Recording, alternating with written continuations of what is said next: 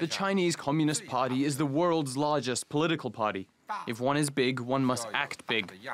History makes it abundantly clear that the Chinese Communist Party is capable of not only spearheading a great social revolution, but also imposing great revolution on itself. We, as its members, must always have a youthful spirit and forever be the servants of the people, the vanguard of the times, and the backbone of our nation. He's become China's most powerful leader since Mao Zedong. President Xi Jinping has enshrined his place in Chinese history. At the end of the Communist Party Congress, more than 2,000 delegates unanimously voted to incorporate what's known as Xi Jinping Thought into the Constitution. So what is it exactly? Essentially, it's Xi's own political ideology, and it could cement his role as leader of the nation beyond the usual 10-year term. Xi has now unveiled who made it into the party's inner circle, and they all have appeared to be loyal allies. But interestingly, there is no obvious candidate to take over from him. So what does this mean for the world's second largest economy? Well, to help us make sense of this all, I'm joined in Singapore by Lim Tai Wei. He's a senior lecturer at Singapore University of Social Sciences and the co-author of China's One Belt, One Road initiative.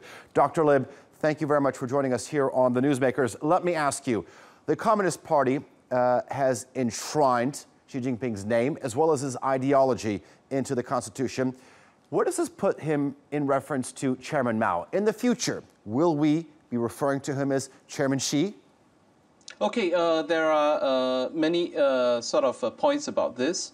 First, President Xi Jinping, technically speaking, is known as the core leader of China. That's the official title that's given to him. That makes him one of the most important leaders within contemporary Chinese history. Chairman Mao Zedong was known as the great helmsman. And then we had paramount leader Deng Xiaoping. And now we have the core leader, President Xi Jinping.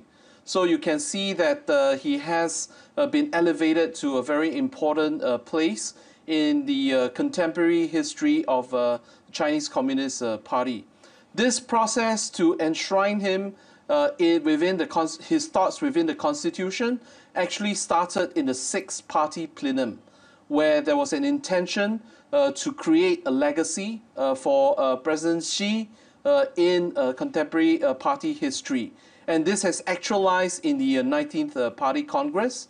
That means his thoughts are elevated to the same level as the thoughts of the previous leaders, including Deng Xiaoping, Jiang Zemin, and Hu Jintao. So this will seal his legacy as one of the major leaders of the Communist Party after the People's Republic of China was formed. Okay. So as you know, he has published his thoughts into a book. It's been translated into many languages. Okay, Dr. Lim, let me ask you this. The main conclusion that I got from the Standing Committee is that there's no clear indication in terms of a successor. When you look at the 5 new party members that actually are coming into the Standing Committee, all of them are in their 60s. What does this mean for the future? This means that the leaders that came into the list at the end of the 19th Party Congress are relatively sort of an advanced age. They are unlikely, according to conventional thinking, unlikely to serve more than one term. That means within the expiration of one term, there would be probably another series of new leaders that are coming up. So this, to many people, imply that there's an intention for President Xi to perhaps go for a third term beyond 2022. So that is probably the greatest implication for the lineup that we saw at the end of 19th Party Congress. Dr. Lim, help me understand this. Traditionally, what happens at these party congresses, we have potential successors being moved up into the Standing Committee. Why break from this tradition? The break from this tradition actually is kind of unusual. That's why many analysts are wondering what it means and what it implies. and many are assuming that this is a sign that no clear successor has been picked. It may also mean that there's a lot of work to be done before the new leadership factions can come into power. There was a lot of speculation and expectations that two particular factions were supposed to rise in this party congress, and that would be the Zhejiang faction as well as the Fujian faction. The Zhejiang faction and the Fujian factions have come into prominence because President Xi Jinping served as the party secretaries in these two provinces. But the appointment of the lineup that you have seen at the end of the 19th Party Congress shows that there is a sort of a premium or a priority placed on loyalists, on conventional expectations, on leaders who may serve one term, instead of bringing in young leaders from the Zhejiang and Fujian faction, as many had anticipated.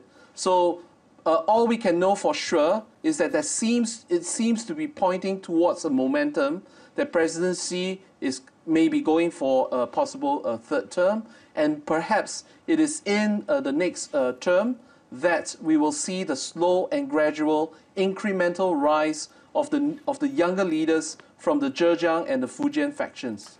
Okay, so you're talking about a possible third term for President Xi Jinping. Paint me a picture, as an expert on the subject, paint me a picture how China will look 5 years from now, how it'll look 10 years from now. China has been facing a slowing economy. Although it is a slowing economy, it has actually become a very major economy in the world. So the economic base of China has become very big in global terms within the tenure and terms of President Xi Jinping. So we're quite likely to see China moving towards what they call internal consumption as an engine of growth for China in the near future within the next 5 years. Traditionally, they had depended on export-led economic growth. They are slowly transiting into local consumption as an engine of growth. So that's the first kind of a major trend we are likely to see. There has also been a shift from quantitative growth, where they try to create a large number of jobs and employment for the people in order to create job opportunities to prevent social inequities and social unrest. We are quite likely to see this being transformed slowly, transited slowly into accent and emphasis on quality of life, on qualitative growth, on qualitative economic growth, rather than just quantitative economic growth. So with qualitative economic growth, we are quite likely to see the Chinese government trying to placate some of the concerns for environmental well-being, for sustainability in development, especially by the increasingly vocal middle class. So we're going to see this slow shift towards emphasis on environmental and lifestyle priorities. That's the second trend that we're likely to see. Dr. Lim, if I could just interrupt. Is that with the consolidation of, yes. It seems that you're alluding to me with the One Belt, One Road initiative. This is a major policy of President Xi Jinping. Does President Xi have too much riding on this? The One Belt, One Road initiative, now officially known as the Belt and Road Initiative, BRI, is actually the most important economic foreign policy by the Xi Jinping administration. And because he has sort of consolidated his power quite successfully in the 19th Party Congress, we're quite likely to see that he has legitimacy from the party and from other stakeholders for him to push through the BRI initiative. However, as you know, the BRI initiative is also externally sort of oriented.